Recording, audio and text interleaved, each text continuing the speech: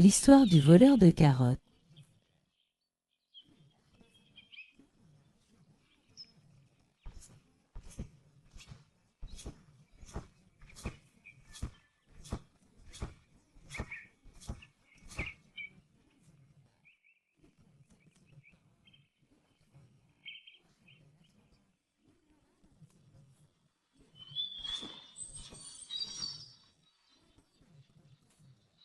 Le lapin a dit à sa sœur, la lapine, qu'ils ont 4 pattes comme leur mère et une longue queue comme elle.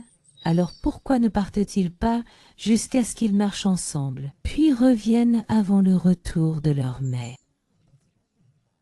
Alors le lapin a accepté et est sorti avec son frère, et ils ont commencé à courir dans les vastes champs jusqu'à ce qu'ils voient une petite cage qui sentait bon, et s'en sont approchés pour trouver leur nourriture préférée, qui est les carottes.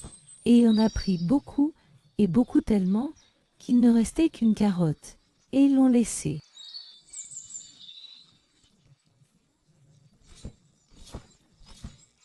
Et ils quittèrent l'endroit et allèrent à leur maison et cachèrent les carottes afin que leur mère, qui était trop tard pour eux, ne le voie pas. Et le soir, la mère revint triste et en pleurant.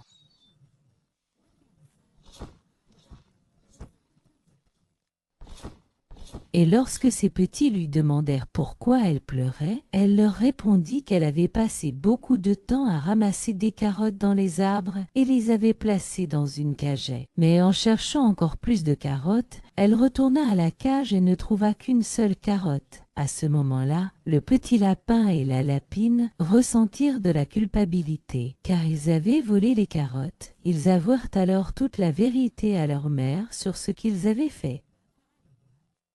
La mère fut d'abord très attristée par ce que ses petits avaient fait. Elle leur expliqua qu'ils ne devaient jamais prendre quelque chose qui ne leur appartenait pas, car c'était du vol, et que Dieu les punirait pour cela. Cependant, elle les félicita pour avoir avoué leur faute. Alors, le petit lapin et la lapine se mirent à pleurer.